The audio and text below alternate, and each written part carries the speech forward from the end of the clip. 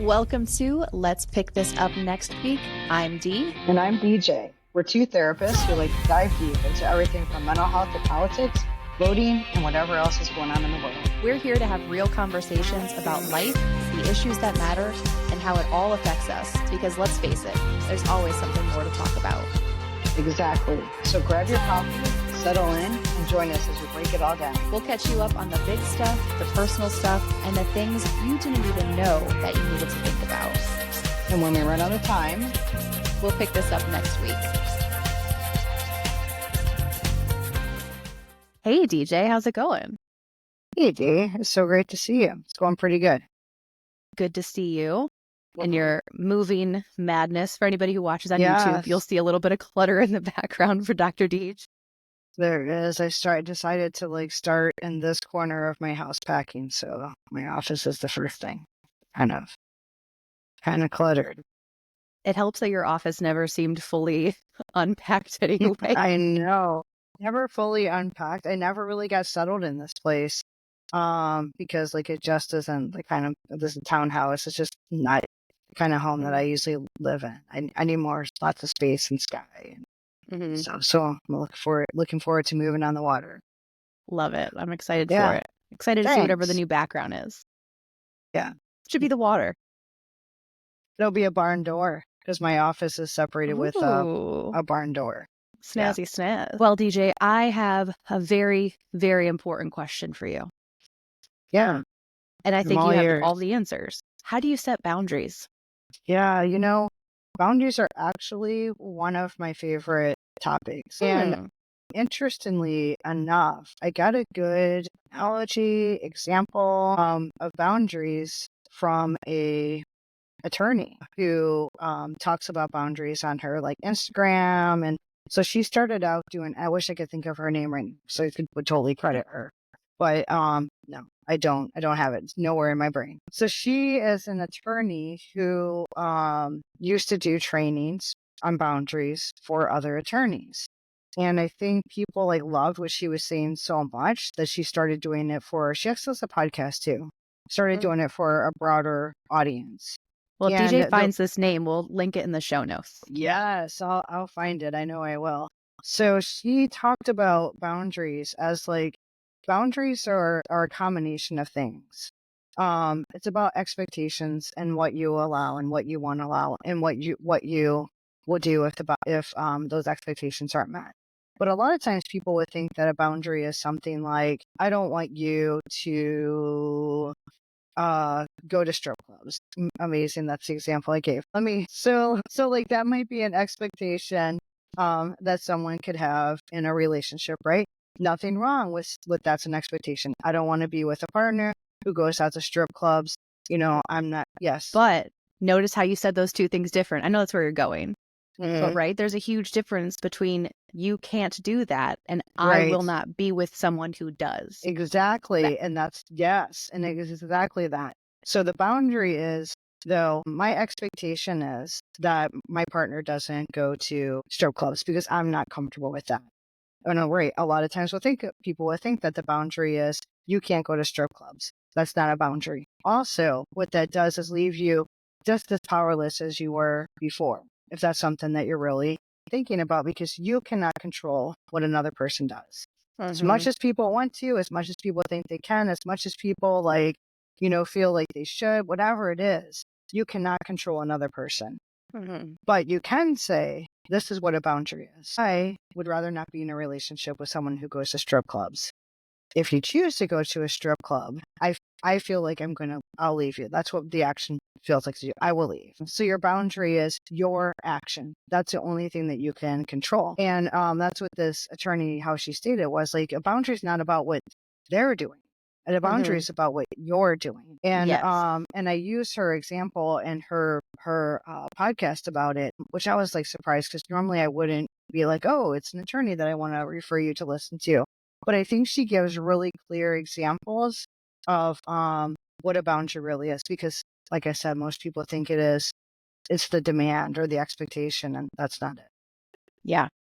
No, absolutely. I think a lot of people mistake what a boundary is, and then it becomes difficult to set because when sometimes we think of like, oh, well, that person violated my boundary. It's like, Mm-hmm. did they or did they act autonomously? Right.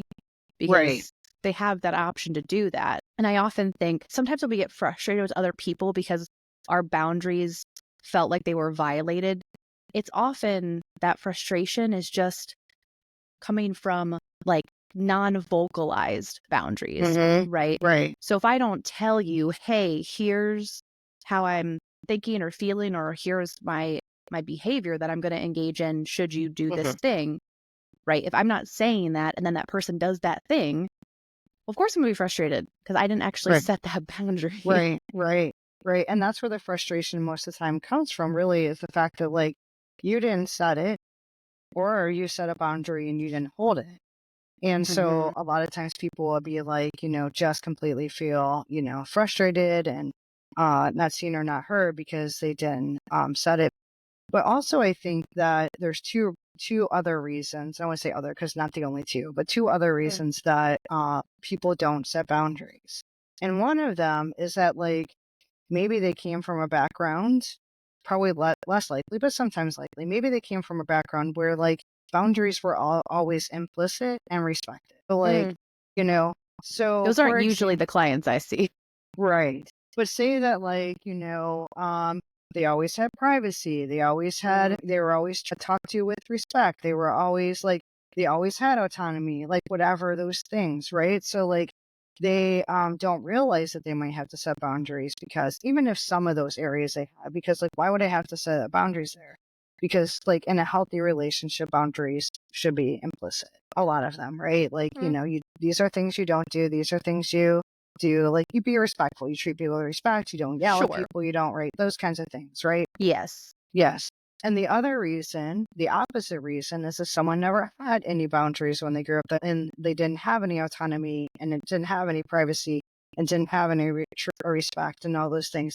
They're not thinking to set boundaries because of the fact that they didn't know it exists. Yeah, absolutely. And I think probably more to that second example is that like people pleasing, that like Mm-hmm. if I set boundaries, then I'm not being helpful to others, or someone might reject me because of it. Because ultimately, that's kind of what Right. people pleasing comes down to, is a fear of Right. rejection. Right. But boundaries, they come up in so many different areas. And I think, I mean, like right now we're talking about relationships, but I even think about social obligations or Mm-hmm. work or all these other Mm-hmm. really common areas that we get stretched so thin. Like the human experience alone right now is exhausting.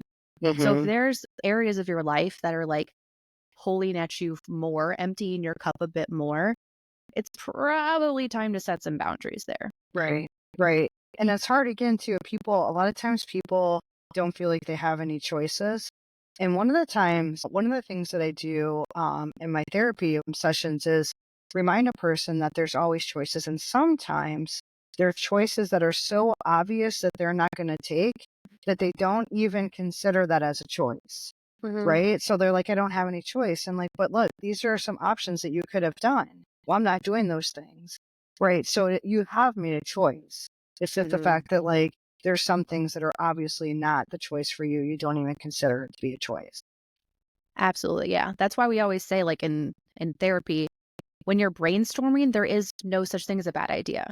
Because you're just Right. brainstorming. You're not Right. making a judgment whether or not something is a good or bad idea. You're just getting Mm-hmm. out there. And so it's for that exact reason, right? Because then you do get to look at, oh, yes, I had choices. A lot Mm-hmm. of them might be absolute dog shit, Right. but there was Right. still some choices in there. Right. Yeah. And like, you have to know you have choices in order to be able to make good boundaries. Yeah. Yes. I always love, somewhat related to boundaries, but I oftentimes will have situations where I think of it, it happens a lot in like providing group counseling, Mm-hmm. is that I have individuals who elect that the group expectations should exempt them. And so we walk out a skill where it's not just if you do this, then this negative thing happens. Right. Because, like, think about how we talk to like kids a lot of times. What we normally Mm-hmm. say is action one or negative consequence. So Mm-hmm. if you don't eat your dinner, you won't get dessert. So a choice and then a consequence associated. Right. But in counseling, I really try to walk people through of like, you have multiple choices. So I'll Mhm. use the example of someone, I don't know, being disrespectful, using disrespectful language in a group setting. So we'll walk out both choices, right? Mhm. So you can either participate in group and choose to use respectful language, so choice. And Right. then if you do so, you can stay in group and I'm excited to have you here. Consequence of said Mhm. choice. Or you Right. can make the choice to continue to engage in the behavior you have. And consequence, I'm going to ask you to leave. Right. Right. So thinking it all the way through of like you have choices and all of those choices have Mhm. consequences. Right. And I think like what I want to add to your point, because where a lot of people stumble on is the black and whiteness of boundaries. Uh-huh. So like actually the language that one of my clients use, which I loved, and they use it is like, I like to set a boundary. They're like, but to leave the door open for change, right? So Okay. like, right. So that means that like with that example with the patient or the client in group, right? That doesn't mean that like he can never come back to group. So like if he came to you and was like, hey, I heard what you said and I really want to be in group and I want to like, abide by the expectation that I'll, use appropriate language and stuff.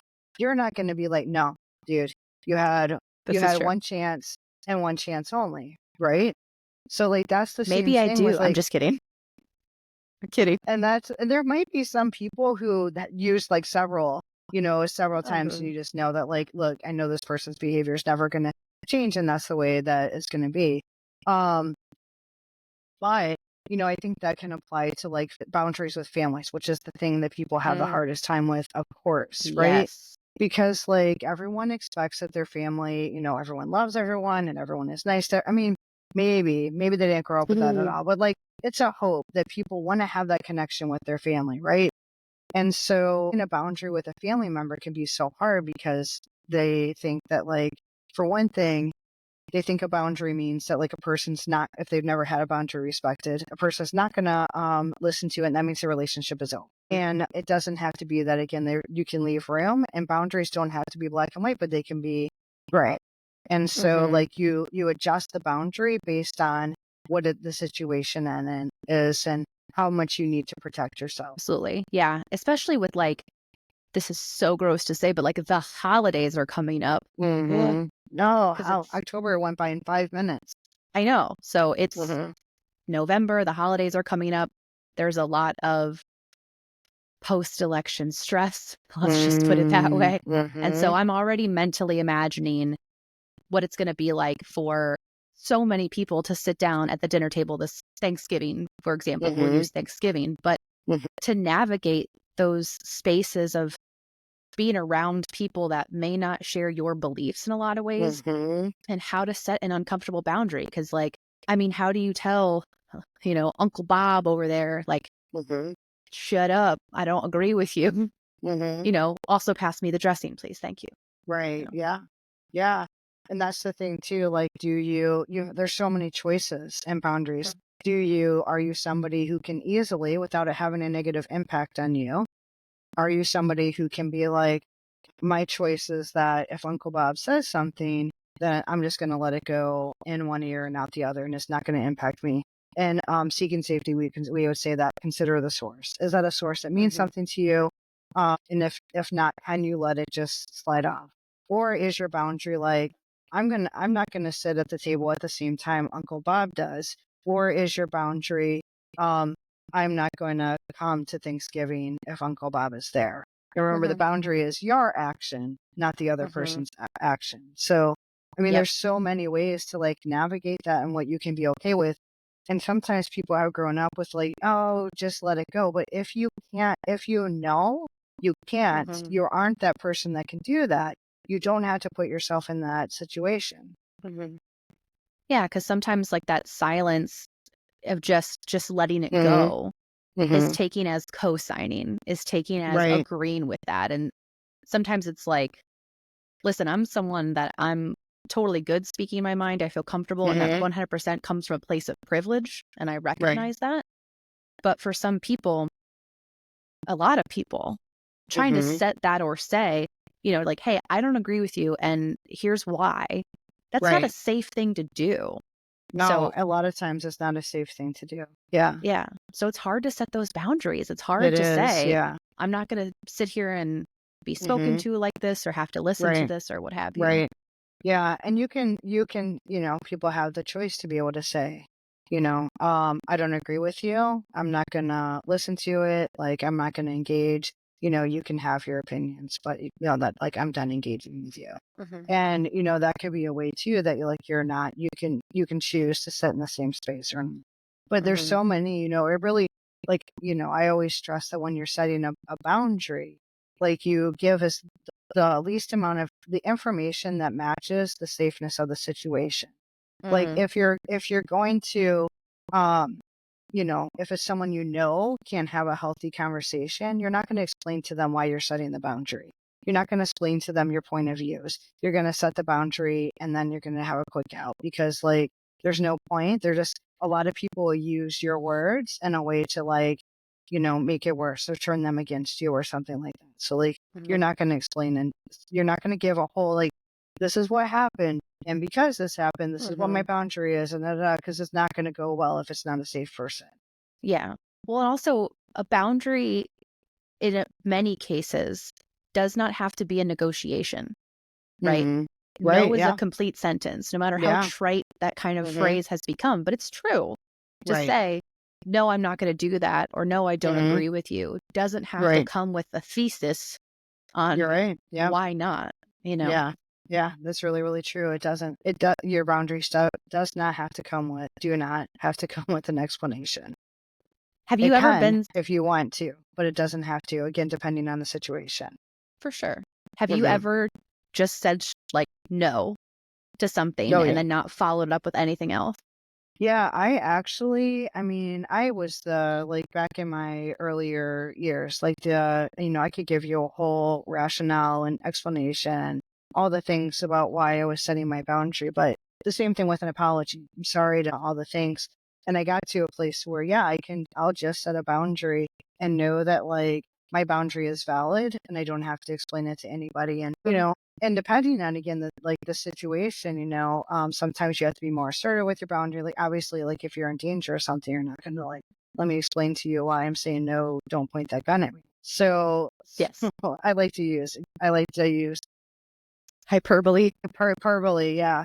So I think it makes a point, but that's the thing is, like, yeah, I think it takes a lot to be able to get to a point to where you feel Hmm. like, especially if you're somebody who has spent a life feeling like, and this is why when people are setting boundaries, they may have spent a life feeling like they haven't been heard, they haven't been their voice doesn't matter and all this stuff. So it can be really, really hard to set a boundary. And I'll tell people who have never done it that, like, when the first time you're setting a boundary, you're gonna feel like you're dying inside. Like, it is Hmm. not gonna feel easy. It is not gonna feel good. And it is Hmm. okay to set your boundary and go if you have to. Yeah. Then that's okay to give yourself some space to, like, woof, I need to Hmm. recover from this. For sure. Yeah, and a lot of people, especially if we keep mentioning back to growing up. I think a lot of our neuroses come from childhood. Um, Mm-hmm. but if you were in a space growing up that you had to constantly explain yourself or Mm-hmm. justify your actions, Mm-hmm. it becomes that much harder to just let a boundary be because the Right. more information you give, the more easily that can be pulled apart and how much more Mm-hmm. difficult it is to Right. stand with it when it's like, Right. this is a negotiation, this is not persuasion, this Right. just is. Right. Yeah. Yeah. It can definitely take some work. I mean, that's something like the foundation of what I do in therapy oftentimes. And, like, it can take work to even, for someone even to feel comfortable or be ready to talk about boundaries. What would you say to someone who was having those types of issues, like at work, for example, of, Hmm. more work, just, work begets work. So just more gets shoveled in their direction. Hmm. Yeah. What advice, or not advice necessarily, but what would you say to that Yeah. person?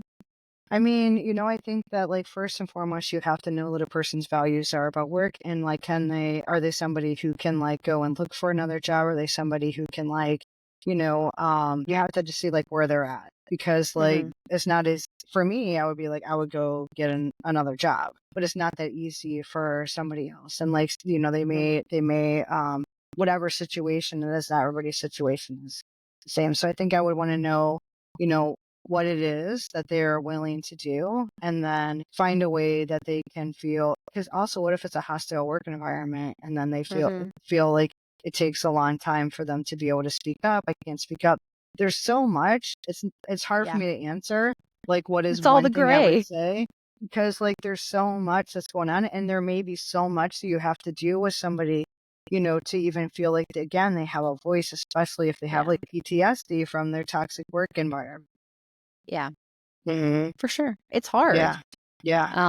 I mean, taking aside obviously all the caveats of like the Mhm. safety and the Mhm. privilege and the ability to find other employment, I Mhm. know for me that's difficult because like, I'm salary and like Right. many other gluttons for punishment who are salary, Mhm. it's difficult to say, hey, I literally can't finish all of my tasks and by the time I have to clock out, like that's kind of measurable, right? But like Mhm.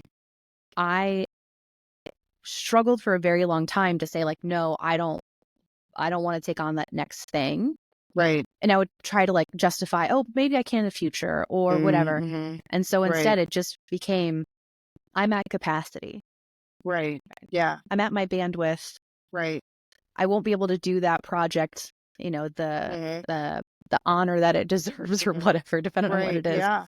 Right. So I'm gonna opt out. So I think it's really important if we have some like real examples of times where we don't even realize we can set boundaries. Right. Yeah. We mentioned like the holidays and families and stuff, like understanding like that you do have a choice, like how, if you believe that like family no matter what, and I go to all my family things, and that's okay if that's your values, but Mm, knowing again like when you can take space for yourself. So that's what I always talk about, like in a place where you don't feel safe, your boundary can to make some space so you can feel safe. So if that is like, excusing yourself to go for a walk. So, things start to get tense, my boundary is I'm gonna go for a walk, or I'll go play with the dog, or I'll go play with the 2-year-old, or something like that. Like it's okay to like excuse yourself, to give yourself some safe space. I highly recommend if someone is like, I, I laugh only because I know my family sometimes listens to the podcast, and I 100% do this. Is when you go to family things, don't allow your car to be blocked in because you just want to be able to go. Like, when you're ready to go, whatever it might be, it's not necessarily that someone did something that violated a boundary, but it was just like, okay, my emotional Mm-hmm. whatever, uh, Mm-hmm. I'm drained, so I'm gonna Right. go. Right. And that's not about like, hey, you disrespected my boundary, you didn't let me Mm-hmm. leave, Right. but just don't park where Yeah, you but you get know what get yep. blocked in. Yeah, Yep. yeah, that's good. That's good. It is that, some people are more introverted, so like their social battery gets Mhm. drained faster, even around family. But the thing is I know that sometimes, even when people try to like, that's the thing why explanation can be used like as a way to like stop the boundary. So like I'm so tired, you know, I'm drained, I've been peopling too much, like I'm Mhm. gonna go, and then you can hear someone being like, but we're family. Like you shouldn't get Mm. tired of being around your family. Like you should stay I get and all tired that I'm just stuff. kidding. Tired faster. Just kidding. Kidding. Right. But the thing is like knowing, how you set the boundary. And sometimes people I think have to use white lies like, ooh, my stomach, Mm. I can't be sick here. I need to be in my bed, or whatever it is. Like if it's something that sometimes we teach on seeking safety too, like what are lies that are okay to tell, because like Mhm. is it gonna harm another person? That's not gonna harm somebody else. You're just enforcing your boundary. Mhm. Sometimes it might be knowing that like this is the way that I can enforce my boundary, and that's what I have to do, and that's okay. I'm gonna give you some rapid fire. Like we'll Yeah. go back and forth how we would resolve this boundary issue. Lightning Hmm. round. All right. So DJ, family member asks you, will you make this oddly specific dish that you don't like to cook and bring it to the Hmm. family meal? What are you saying? My boundary would be, I don't really like that, and here's what is that onion casserole, green bean casserole. So if Ugh. someone asked me, right? If someone asked me to make green bean casserole, I'd be like, I don't really like green bean casserole, but I'd be happy to make something else. How Nice. Look at about, that. and I could offer a pumpkin pie, or like another like scallop potatoes or something. Mm. Look at you, still being Mhm. helpful. Yeah. Yeah.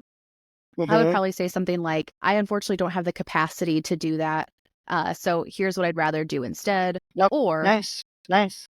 "I'm not the expert of cooking that because I actually don't eat it, so I'd rather make Mhm. something that I myself would also enjoy. I'm gonna Mhm. bring this." Right. Yeah. Yeah. Yeah. Other examples of how to do that. How about going to a holiday party with your spouse and like you don't like maybe there's drinking and stuff there and it's not something that you want to be around. Ooh, so my boundaries, I don't wanna go, basically, like, that's my goal is to not attend. Right. You feel like you don't want to be there. Um, have I gone or have I not gone yet? God, I have to ask You someone. This is lightning, Yeah, I'm I so know, bad at see, this. that's what I'm saying. When you're asking me, I'm like, "Oh, there's so many things to consider." Because, like, when you asked, like, this is a boundary that might be negotiable. So, like, when you ask, like, Mm, do I wanna go? Is that the goal? I don't wanna go? I mean, you feel like you don't wanna go, but you might be negotiable. You might be open for negotiation. I don't know, I'd say something to the effect of, "We'll see how everything's going that day and whether or not we're able to stop by, and if so, how long." Mhm. Good, yeah. I might say something like, um, you know, I might try it out. If it's a hard no, I'd say, I don't want to go this year. We can do, something else, just the two of us, or like, how about like, with a group of these friends, or, I would offer maybe some alternatives. Or I could just say no. Also, I might be like, I'll take a separate car and then Mm, like, I'll stay with you for a little bit and then you can be there the rest of the time with your coworkers. Like I'll make an appearance, but yeah, I'll excuse myself. I dig it. Alright, what would you say if a friend keeps offering unsolicited advice on your relationship or personal choices? How are you setting your boundary with that friend? And sometimes I offer unsolicited advice. It's something I'm trying to work on in my own relationship. It's hard when we're us, huh? Uh, Yeah. so it is like, so if a friend is offering, and I've had this happen, and probably everyone's had this happen. So, like, hey, I'm not really looking for advice right now, but I'd love like for you just to listen. Mhm. Just need an ear and some like maybe validation or support. Yep, love it. Mhm. I would say, and this is a reference to something else, but to say, "Hey, it's not about the nail," which if you haven't watched the YouTube video, "It's Not About the Nail," No, I please haven't do. watched it. I haven't watched it My either. gosh. It's a super like short-ish clip, and it's essentially, no spoiler, it's this couple and they're talking and the woman is talking about, just her thoughts and her feelings about things, and she more just wants to talk about and more vent and connect that way. And the guy is jumping in to solve the problem because that's how he's showing his support. And so it's about a nail.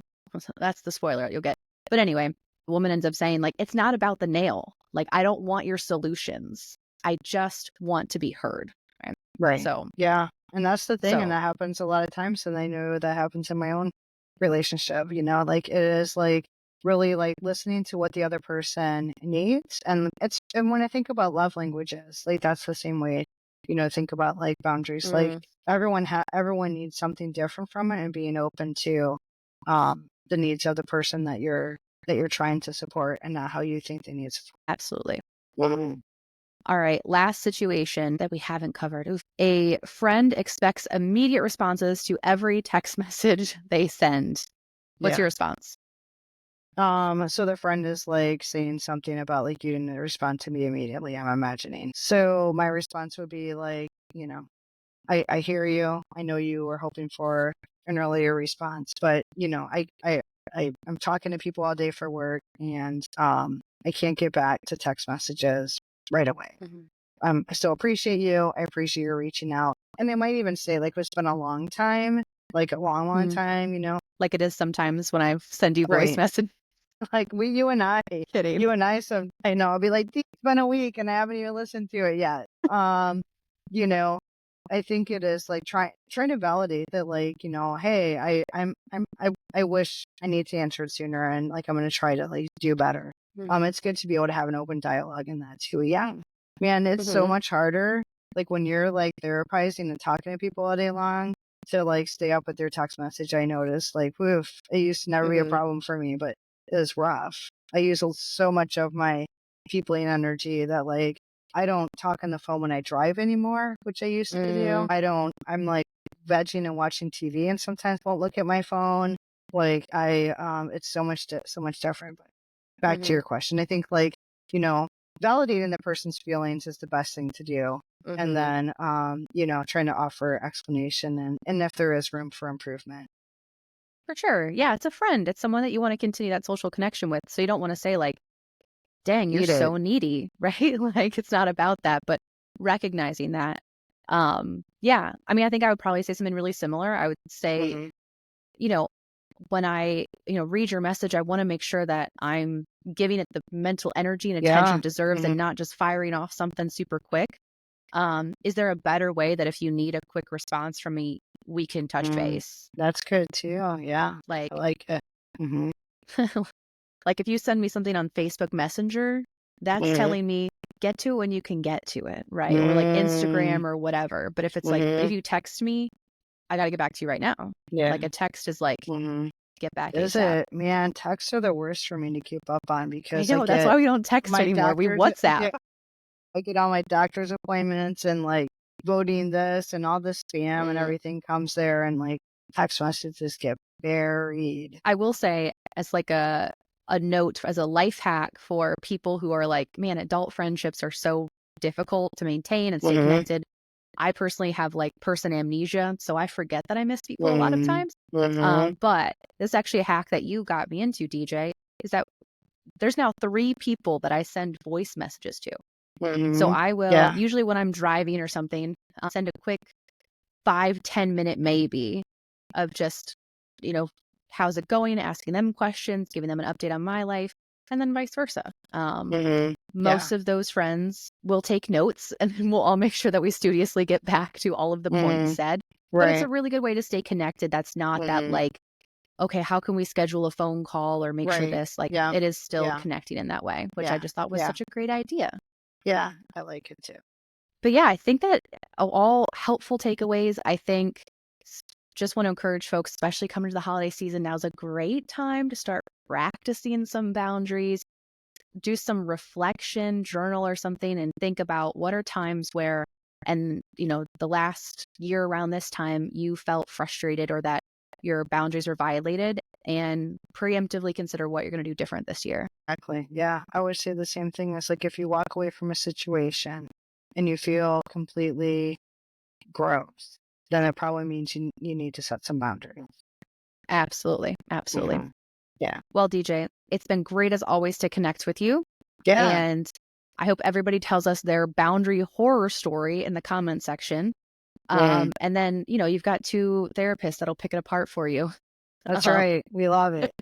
yes. So thank you, everybody, for joining us again this week. And we will see you next time on Let's Pick This Up next week.